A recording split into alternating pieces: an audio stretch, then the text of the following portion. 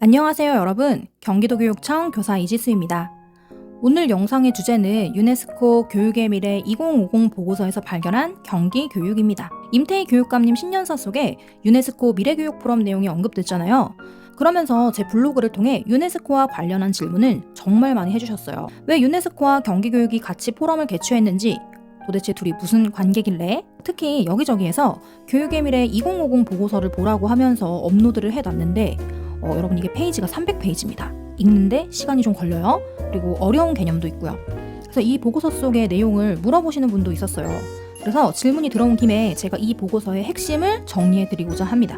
여러분 중요한 건요, 우리가 유네스코의 교육 방향을 연구하는 학자가 아니라는 점입니다. 이 자료는 경기교사로서 경기교육의 방향성을 이해하는 데 필요한 자료일 뿐이에요. 유네스코가 미래교육에 대한 청사진을 그렸는데 경기에서 시행하고 있는 교육이랑 너무 비슷하니까 유네스코 측에서 야, 우리 이런 점이 너무 같구나, 같이 협력해서 미래를 그려보자, 이렇게 플러팅을 했고 유네스코 미래교육 포럼이 경기도에서 개최된 것입니다. 그래서 오늘은 이 300페이지의 보고서를 6페이지로 줄여서 핵심만 볼 거고요. 오늘의 하이라이트, 유네스코와 경기교육의 상관성에 대해서 3페이지로 요약을 해서 총 9페이지를 같이 살펴보겠습니다. 이건 각 잡고 공부한다는 느낌이 아니고 머리 식힐 겸 재미있게 들어주시면 될 거예요. 경기교육의 방향을 복습한다고 생각하시면 되고, 아직도 경기교육의 방향에 대해서 감을 못 잡겠다 하시는 분께도 굉장히 유용한 영상이 될 것이라고 확신합니다. 쉽고 간단하게 핵심만 딱 정리할 테니까 끝까지 함께 해주세요. 우선 목차를 보겠습니다. 목차는요, 이 보고서의 순서대로 진행할게요. 1부에서는 우리 현재 교육의 위기를 짚고요. 2부에서는 위기를 극복하기 위한 유네스코의 제안을 살펴보겠습니다. 그리고 3부에서는 사회개혁의 전략과 국제협력의 중요성에 대해서 살펴볼 거고요. 그리고 에필로그는 미래교육 방안에 따른 교육, 교사, 학교의 역할을 정리하겠습니다. 여기까지가 A4 용지 기준 300페이지에서 6페이지까지 줄여봤고요. 여기까지 들으시면서 이 점이 경기교육하고 되게 비슷한데? 하면서 포인트를 짚으실 수 있다면 경기교육에 대한 이해가 충분하다고 볼 수 있습니다. 하지만 못 찾았다고 해도 걱정하지 마세요. 제가 마지막에 유네스코와 경기교육이 얼마나 닮아 있는지를 표로 정리해 드리겠습니다. 그럼 한번 시작해 볼게요. 우리가 유네스코 미래교육 방안의 전반적인 방향성을 한번 짚고 들어가 보겠습니다. 오늘의 공부 내용을 안내하는 지도 역할을 하는데요. 일단 유네스코에서는 새로운 사회개혁을 통해 교육을 혁신해야 한다는 것을 짚고 들어갑니다. 사회개혁이라는 것은 사람들이 더 나은 사회를 만들기 위해 서로 협력하겠다는 약속을 의미합니다. 그래서 보고서에서는 우리가 지금 다양한 위기를 겪고 있어요. 그래서 이 위기를 극복하고 지속가능한 미래를 만들기 위해 새로운 사회개혁이 필요하다고 강조하고 있고, 이 사회개혁의 핵심 원칙을 2가지로 정리하고 있습니다. 첫 번째는 앞으로의 교육은요, 학령기뿐만이 아니라 평생교육의 관점에서 교육 방향을 설계해야 한다는 것이고요. 2번째는 공공재 및 공동재로서의 교육을 바라보자는 건데요. 이 부분이 오늘 강의에서 되게 중요한 개념 중 하나이니까 잠깐 여기를 설명하고 가겠습니다. 공공재로서의 교육과 공동재로서의 교육을 많이 헷갈리시는데요. 제가 한 번에 정리해 드리도록 하겠습니다. 한국에서는 공공재에서 공동재로 교육이 변해야 한다라는 의견이 주류인데, 유네스코에서는 공공재 2차, 공동재로서의 교육을 강조하고 있어요. 그러면 이 2가지의 차이를 좀 쉽게 정리하기 위해서 우리가 아는 단어로 한번 바꿔보겠습니다. 자, 공공장소, 공동장소 이렇게 한번 단어를 만들어 볼게요. 여러분, 공공장소라고 하면 어떤 느낌이 드세요? 뭔가 문턱이 굉장히 낮고 누구든 왔다 갔다 할 수 있는 개방적인 공간이라는 그림이 그려지시죠? 그리고 좀 이렇게 이질적인 사람들의 집합체 사용했다가 목적을 달성하면 떠나는 그런 공간이라는 느낌이 들어요. 그럼 공동장소에 대해서 한번 이미지화 해볼까요? 공동장소는 내가 포함된 우리라는 느낌, 그리고 관리해야 할 장소라는 생각이 들지 않으신가요? 공장소는 누구든 드나들 수는 있어요. 근데 내가 주인은 아니야. 근데 공동장소는 우리의 공간, 그리고 나의 공간이라는 생각이 듭니다. 바로 이 차이예요. 공공은 정부가 제공하는 것으로 대중을 위한 공개된 상태에서 누구나 접근할 수 있다는 의미를 지녀요. 근데 공동은 여러 사람이 공유하는 것, 공동으로 가지는 것을 의미합니다. 그러면 공공재로서의 교육과 공동재로서의 교육을 정리해 보겠습니다. 공공재로서의 교육은 정부가 관리하고 모두에게 평등한 교육을 제공하는 거예요. 예를 들어 학교 시설이나 수업은 모두 똑같이 받을 수 있죠. 하지만 이 개념은 문제가 생겼을 때 정부가 책임을 진다고 보시면 됩니다. 학생이나 학부모는 그냥 교육을 받는 사람의 역할을 할 뿐이죠. 그런데 공동체는 모두가 함께 관리하고 만들어 나가는 것이에요. 여기서 중요한 건 참여입니다. 학생, 교사, 학부모가 함께 교육을 만들고 공동체의 일원으로 역할을 하는 것이 바로 공동체의 교육입니다. 그래서 한국에서는 공동체의 참여와 합의를 강조하고 있기 때문에 공공재에서 공동체로 교육이 변화해야 할 것을 주장해요.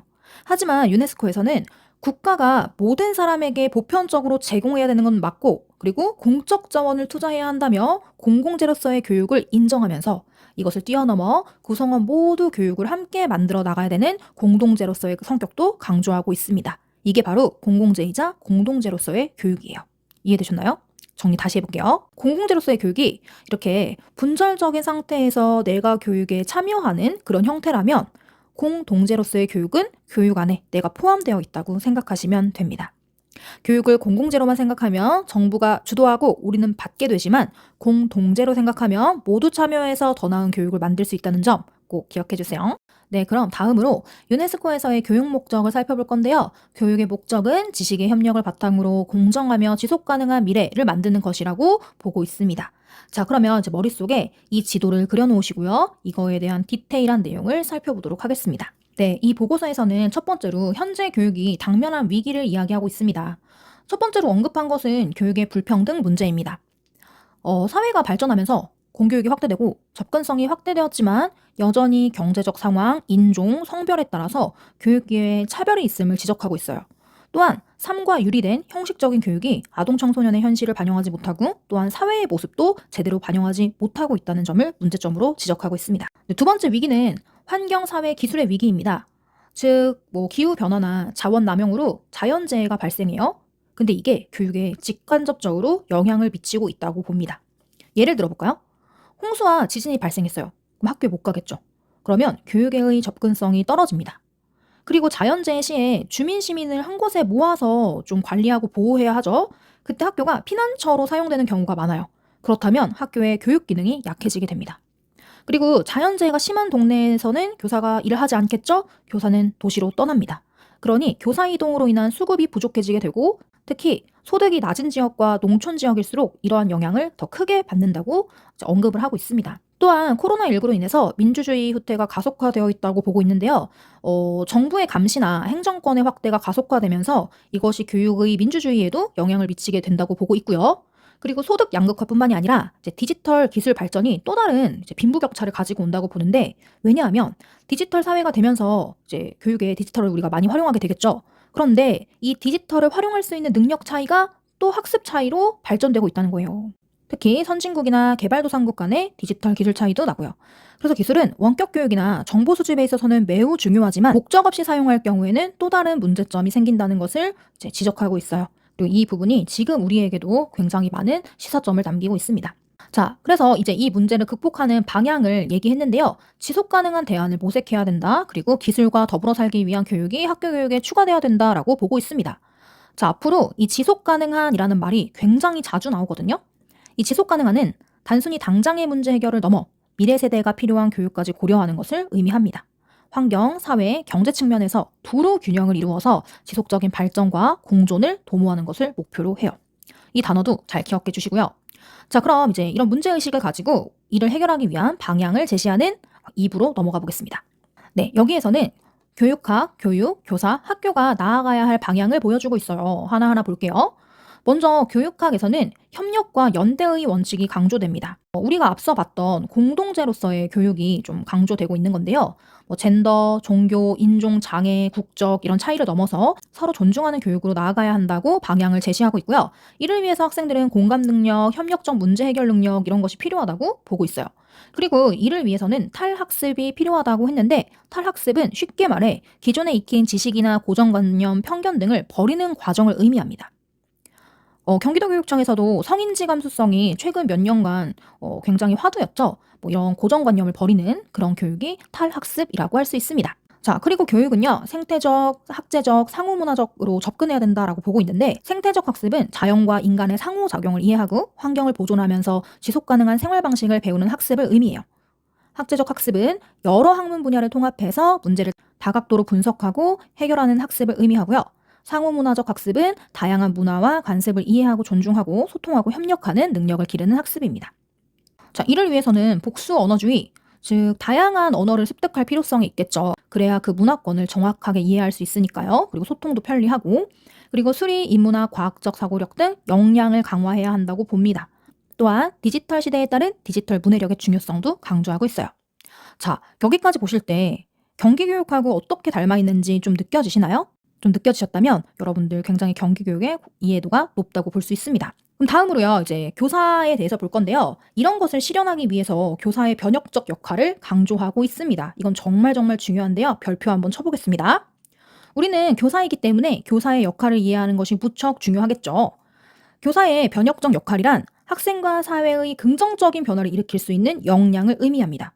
보다 구체적으로는요, 새로운 지식을 창출할 수 있고, 비판적 사고와 성찰을 통해서 교육법을 혁신할 수도 있고, 동료와 지역사회와 연대하면서 사회 변화에 책임을 져야 하는 굉장히 막중한 존재라는 겁니다. 이걸 변혁적 역량이라고 하고요. 교사를 바라보는 태도도 경기교육과 굉장히 많이 닮아 있어요. 단순한 지식 전달자를 넘어서 주체적인 역할을 해야 하는 그런 존재로 교사를 보고 있습니다. 네, 이 역할을 잘 수행하려면 일단 교사의 전문성을 강화해야 합니다. 전문성과 협업, 자율성을 지녀야 하고요.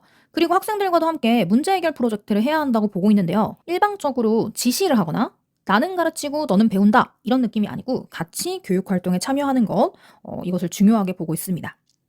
그리고 줄 세우기식 시험 체제가 아닌 선의의 경쟁이나 건강한 활동을 도입할 재량권도 갖고 있어야 하고요. 그리고 전문성을 일회적으로 발전시키는 것이 아니라 교사의 생애 주기에 따라 지속적이고 연속적으로 개발해야 한다고도 보고 있습니다. 그리고 신규 교사를 지원해서 협력적으로 그리고 지속적으로 교사의 역량 강화를 위해서 지원해야 한다라고도 보고 있어요. 자, 다음으로 이제 학교 학습이 나아갈 방향을 살펴보겠습니다. 핵심만 말하자면 학교는 더 이상 지식 주입을 하는 공간이 아니고 학생들이 지속 가능한 삶을 배우고 지역사회와 협력하는 중심 공간으로 변해야 한다는 것을 제안하고 있어요. 자세히 볼게요. 자, 우선 학교는 지속 가능한 삶의 방식을 학생들한테 가르쳐야 합니다. 그리고 나아가 가정과 지역사회로 이 메시지를 전파할 수 있어야 돼요. 그리고 탄소 중립 교육, 환경 교육으로 학교 안에서 녹색 경제를 위한 지식과 기술을 익혀야 하고 학교 자체가 환경 보존을 위한 하나의 모델이 되어야 함을 시사하고 있습니다. 그리고 디지털 기술이 발전했죠. 그래서 학교의 어떤 약점을 디지털 기술로 보완할 것을 이야기하고 있는데요. 우리 경기도에서도 코로나19로 등교가 중지되면서 원격 수업을 진행했습니다. 그런 것처럼 학교의 기능에서 부족한 부분을 디지털이 보완해야 한다는 것을 얘기하고 있습니다. 하지만 학교가 기술의 너무 많은 부분을 넘겨주는 것이 아닌 학생과 공동체를 연결하는 중심 역할은 하고 있어야 한다고 보고 있어요. 그러니까 경기도 임태희 교육감님도 교육 3섹터 중에 중심은 학교다라고 이야기를 하신 거고요. 이 두 가지의 생각이 같은 맥락이라고 보여집니다. 또한 학교는 폐쇄적이고 학생들만 사용하는 공간이 아니라 개방성과 유연성을 가지고 지역의 중심, 허브 역할을 해야 한다고 말하고 있습니다. 굉장히 경기교육하고 비슷한 모습이 많이 보이는데요. 지금 제 말을 들으면서 머릿속에 경기교육의 몇몇 장면이 떠올랐다면 굉장히 공부를 열심히 하신 겁니다. 하지만 지금 좀 덜 되어 있다고 해도 걱정 마세요. 앞으로 남은 시간 동안 계속 공부하시면 됩니다. 자, 마지막으로 이제 학교는 학령기 학생뿐만이 아니라 평생 학습의 기회도 제공해야 하고 성인 교육까지 이어질 수 있도록 해야 한다. 이렇게 제안하고 있어요.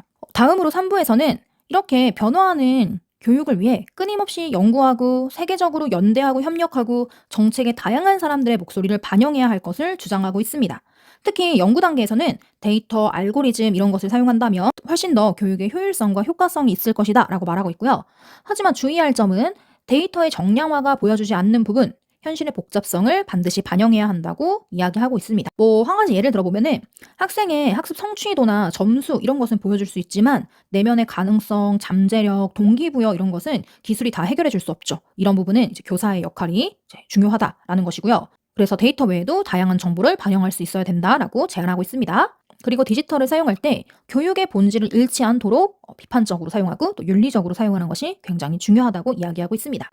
또 이제 앞으로의 교육 발전을 위해서는 세계가 협력하고 소외된 난민, 이주민도 교육의 접근성을 강화하기 위해 연대해야 한다라고 얘기하고 있는데요. 우리가 일부에서 여전히 교육이 이토록 발전했으나 교육 소외 현상이 일어난다라고 지적하고 있잖아요. 이걸 세계가 협력해서 풀어나가야 한다고 보고 있습니다.